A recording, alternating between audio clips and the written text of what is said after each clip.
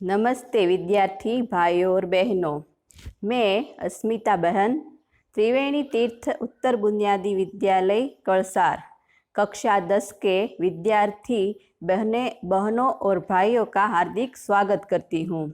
तो आज हम हिंदी विषय में प्रकरण प्रथम यानी जो एक काव्य है उसका अभ्यास करेंगे। तो काव्य का नाम है प्रभु जी तुम चंदन हम पानी। तो आइए आप अब काव्य का हम अभ्यास करते हैं। तो काव्य का नाम है प्रभु जी तुम चंदन हम पानी, जिसके कवि है रैदास। और काव्य का प्रकार है प्रार्थना गीत। तो कभी कभी आपको परीक्षा में पूछा भी जाता है कि भाई प्रभु तुम चंदन हम पानी का काव्य प्रकार कौन सा है, तो उसका उत्तर होगा प्रार्थना गीत। तो हम रैदास का चित्र जो हमारी पाठ्य पुस्तक है 10वीं कक्षा की, उसके पहले पन्ने पर दिया गया है। ये देखिए, ये रैदास का चित्र है, कवि रैदास। तो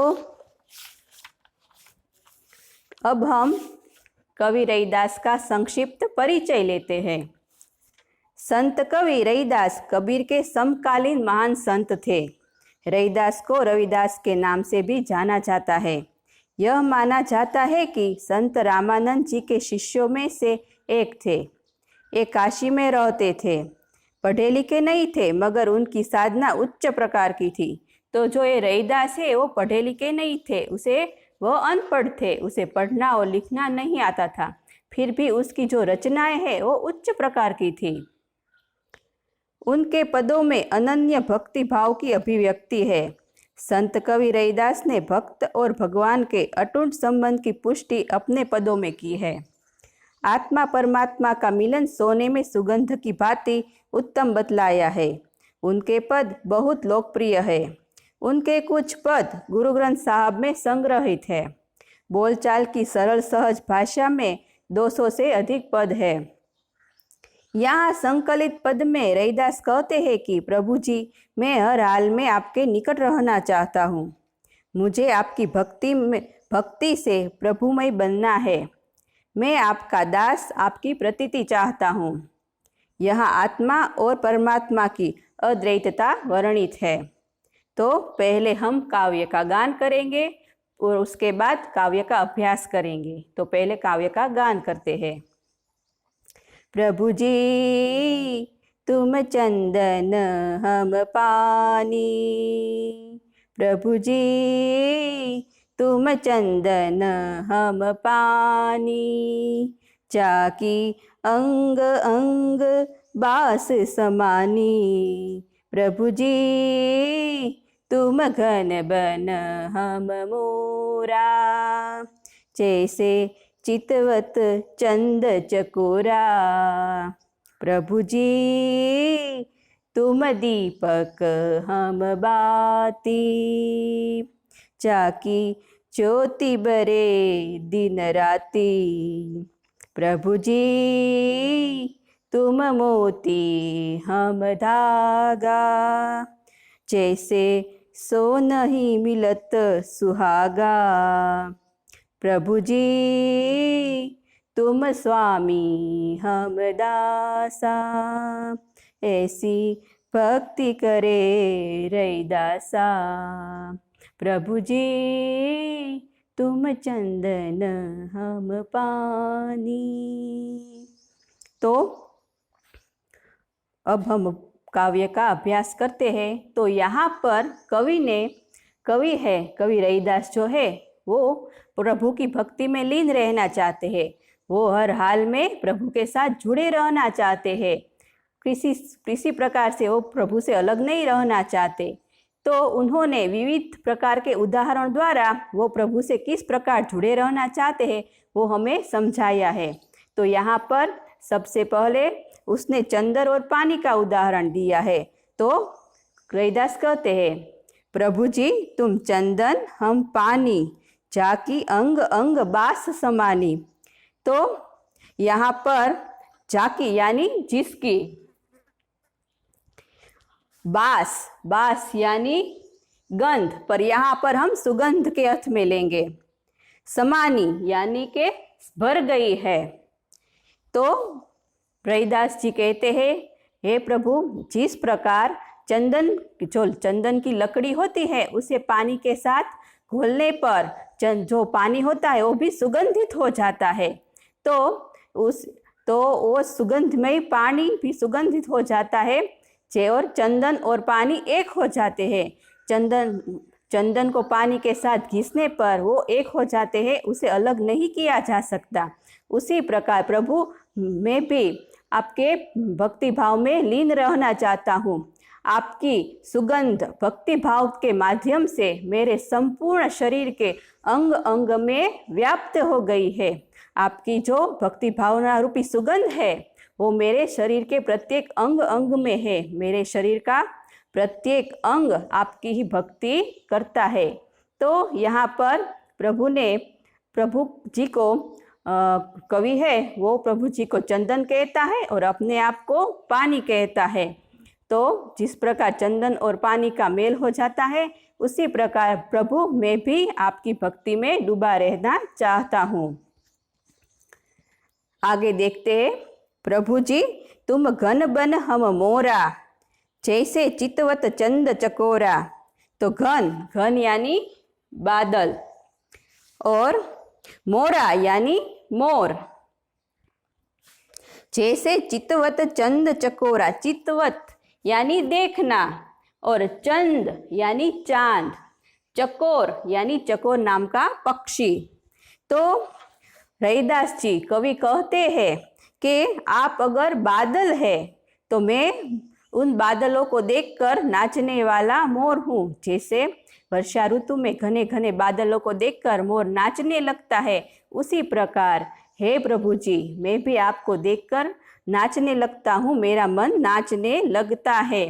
जैसे चितवत चंद चकोरा, जैसे जो चकोर नाम का पक्षी है वो चांद को देखता रहता है, उसे निहारता रहता है। तो हे प्रभु जी, मैं भी आपको सदा निहारता रहता हूँ। तो यहाँ पर कवि अपने आप को मोर कहते हैं और प्रभु जी को बादल कहते हैं। प्रभु जी तुम दीपक हम बाती, झाकी ज्योति बरे दिन राती। तो बाती यानी के बत्ती, ज्योति यानी के ज्योति, झाकी यानी के जिसकी, बरे यानी के जो जलती रहती है, बरे यानी के जलती रहती है। तो कवि यहाँ पर कहते हैं कि प्रभु जी आप अगर दीपक है तो मैं बाती हूँ। जिस प्रकार दीपक की बाती अपने आप को जलाकर दीपक के साथ बने रहने में सुख का अनुभव करती है, उसी प्रकार मैं भी अपना अस्तित्व खोकर केवल आपकी भक्ति का अभिलाषी हूँ। जिस तरह बाती दीपक के साथ बाती भी जलती है, हर हाल में दीपक का साथ नहीं छोड़ती, वो दीपक के साथ वो भी जल जाती है। तो उसी प्रकार है प्रभु, मैं भी आपकी भक्ति में लीन रहना चाहता हूँ, आपसे ही मेरा अस्तित्व है। तो इस प्रकार कवि कहते हैं कि मैं दिन रात आपकी भक्ति में लीन रहना चाहता हूँ। प्रभु जी तुम मोती हम धागा, जैसे सोना ही मिलत सुहागा। तो यहाँ पर रैदास जी कहते हैं कि प्रभु यदि आप मोती है तो मैं धागा हूँ। जिस प्रकार चमकदार और कीमती मोतियों में धागा पिरोया जाता है तो धागे और मोतियों का एक संबंध बन जाता है, अटूट संबंध बन जाता है। तो उसी प्रकार मेरा भी आपसे वही संबंध है। जिस तरह मोती और धागे का अटूट संबंध है, उसी प्रकार एक संबंध है। तो मेरी भक्ति भी आपके प्रति ही एक अटूट है जो मैं आपकी भक्ति भावना में लीन रहना चाहता हूँ।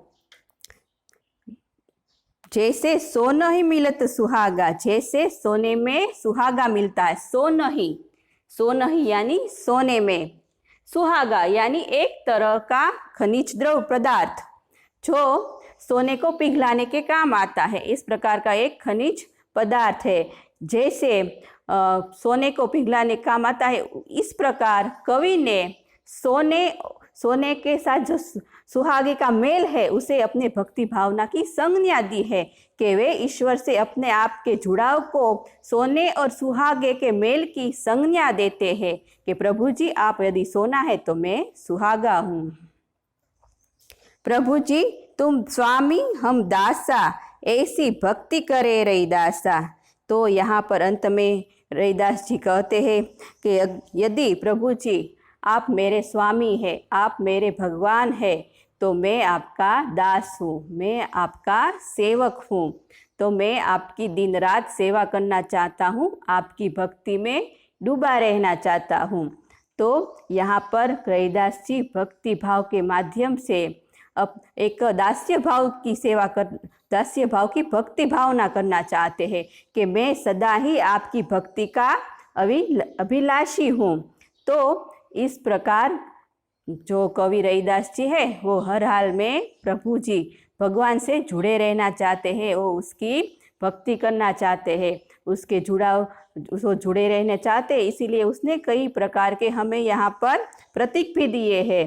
तो पहला प्रतीक उन्होंने दिया था अगर कि यदि प्रभु जी आप चंदन है तो मैं पानी हूँ, यदि आप घन है यानी कि बादल है तो मैं मोर हूँ, यदि आप चितवत लेके यानी कि चकोरा जो एक देखता रहता है चांद को, उसी प्रकार मैं भी आपको देखता रहता हूँ। आप चांद है तो मैं चकोरा हूँ, आप दीपक है तो मैं बाती हूँ, आप मोती है तो मैं उसमें पिरोए जाने वाला धागा हूँ, और आप सोना है तो मैं सुहागा हूँ। तो इस प्रकार यहाँ रैदास जी अपनी भक्ति भावना से प्रभु के साथ जुड़े रहना चाहते हैं, वो हर हाल में प्रभु के साथ रहना चाहते हैं, प्रभु के साथ प्रभु की भक्ति भावना में ही वो अपना अस्तित्व मानते हैं। इस प्रकार वो एक आकार होकर प्रभु की भक्ति में लीन रहना चाहते हैं।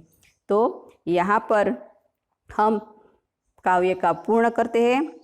अब हम शब्दार्थ को एक बार फिर से देख लेते हैं।